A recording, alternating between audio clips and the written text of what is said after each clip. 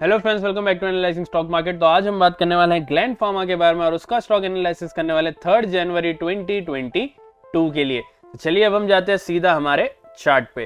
तो यहाँ पे ये चार्ट मैंने ओपन कर लिया है। ये चार्ट मैंने अपने जीरोधा के अकाउंट से ओपन किया है। अगर आपके पास अभी तक अपना डीमैट अकाउंट नहीं है तो नीचे लिंक मैंने डिस्क्रिप्शन में जीरोधा की और अपस्टॉक्स की दे दी है। अगर आप चाहे तो हमारे लिंक के थ्रू जो है अपस्टॉक्स में अपना डीमैट अकाउंट जो है वो बिल्कुल ही फ्री में ओपन कर पाओगे और वहां से जो अपनी ट्रेडिंग जर्नी जो है स्टार्ट कर पाओगे। चलिए अब हम बात करते हैं सबसे पहले ग्लैंड फार्मा में यहाँ पे फ्राइडे के दिन क्या हुआ।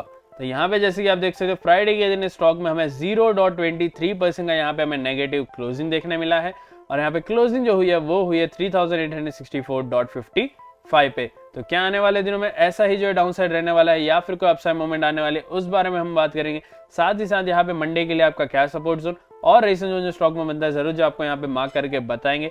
बाकी यहाँ पे फ्राइडे के क्लोजिंग के बेसिस पे मंडे को स्टॉक में हमें क्या देखने मिलता है जरूर हमारा ओपिनियन देंगे। तो चलिए अब जाते हैं हमारे 1 डे के चार्ट में, वहां पे देखते हैं आने वाले दिनों में स्टॉक में हमें क्या देखने मिलने वाला है।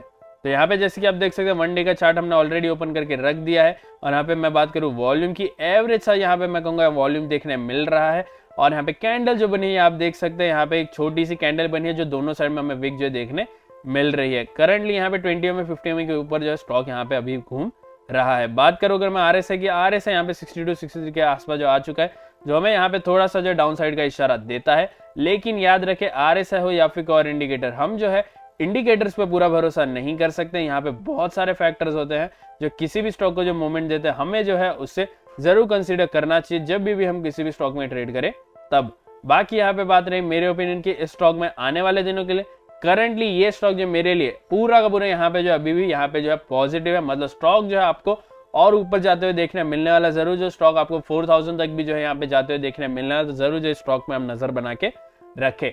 बाकी यहाँ पे आपको क्या लगता है स्टॉक में आने वाले दिनों में क्या हो सकता है हमें जरूर कमेंट करके बताना। लेकिन अगर आपने हमारे चैनल को अभी सब्सक्राइब करके नहीं रखा है तो अभी के अभी जो हमारे चैनल को सब्सक्राइब कर ले, साथ ही साथ जो बेल आइकन को भी दबा दे, क्योंकि हम जो है आप सभी के लिए एवरी डे 4 वीडियोस मतलब 4 स्टॉक्स जो है एनालाइज करके लाते हैं।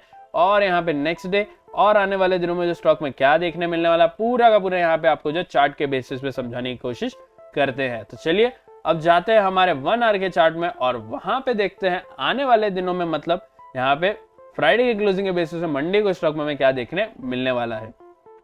तो यहाँ पे आप देख सकते हैं ऑलरेडी सारी की सारी यहाँ पे मार्किंग जो है ऑलरेडी यहाँ पे सपोर्ट जोन और रेजिस्टेंस की है।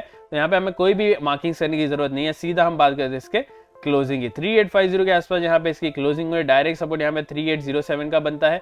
डायरेक्ट रेजिस्टेंस की बात करें तो 3880 का यहाँ पे डायरेक्ट रेजिस्टेंस जोन जो वो आता है। तो याद रखें डायरेक्ट सपोर्ट से डायरेक्ट रेजिस्टेंस का जो एरिया होता है वो होता है नो ट्रेडिंग एरिया। इसका मतलब है इस बीच में अगर आपको स्टॉक जो घूमते हुए देखने मिले तो यहाँ पे आपको बिल्कुल भी ट्रेड नहीं करना है। आपको जो वेट करना है दोनों में से किसी भी एक साइड में स्टॉक जो हमारा क्रॉस हो और फिर वहां पे आपको कंफर्मेशन कैंडल को देखते हुए जो अपना ट्रेड लेना है। अब बात रही यहाँ पे मेरे ओपिनियन की, तो मेरा ओपिनियन इस स्टॉक में आने वाले दिनों के लिए मैं कहूँ तो यहाँ पे मैंने आपको ऑलरेडी बता दिया है 1 डे के चार्ट में। यहाँ पे बात करते हैं फ्राइडे की क्लोजिंग के बेसिस पे मंडे के लिए। तो यहाँ पे मंडे का ओपिनियन कहने से पहले मैं आपको 2 सपोर्ट और 2 रेजिस्टेंस आफ्टर डायरेक्ट सपोर्ट और डायरेक्ट रेजिस्टेंस जो बहुत ही इंपॉर्टेंट होने वाले मंडे के लिए वो मैं आपको बता देता हूँ। तो डायरेक्ट सपोर्ट के बाद अगला सपोर्ट आता है 3752 का, उसके बाद का सपोर्ट आता है 3684 का।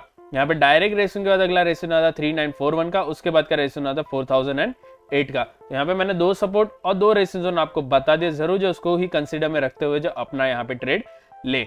अब बात रही यहाँ पे मेरे ओपिनियन की इस स्टॉक में मंडे के लिए, तो फ्राइडे की क्लोजिंग के बेस पे मंडे को मुझे लगता है इस स्टॉक में यहाँ पे आपको जो जरूर एक पॉजिटिव क्लोजिंग देखने मिलने वाली है। पॉजिटिव क्लोजिंग जो है यहाँ पे 3880 से लेकर 3941 के बीच में हमें क्लोजिंग देखने मिल सकते हैं। तो जरूर जो इस स्टॉक में आप जो है मंडे के लिए यहाँ पे अपसाइड के लिए जरूर जो है रेडी हो जाए, क्योंकि अपसाइड यहाँ पे मूवमेंट जो आपको देखने मिलने वाली है, ज्यादा बड़ी मूवमेंट जो है नहीं देखने मिलने वाली है। यहाँ पे हाई चांस ट्रेड करने का यहाँ पे मुझे नहीं लगता आपको कोई मौका मिलने वाला है, लेकिन जरूर कंफर्मेशन कैंडल को देखते हुए जो अपना ट्रेड ले। बाकी यहाँ पे आपको क्या लगता है स्टॉक में मंडे के दिन क्या हो सकता है हमें जरूर कमेंट करके बताना। और अगर आपको हमारा एनालिसिस पसंद आया है तो कृपया हमारे इस वीडियो को लाइक करें, शेयर करें और हमारे चैनल को सब्सक्राइब करना ना भूलें। Thank you.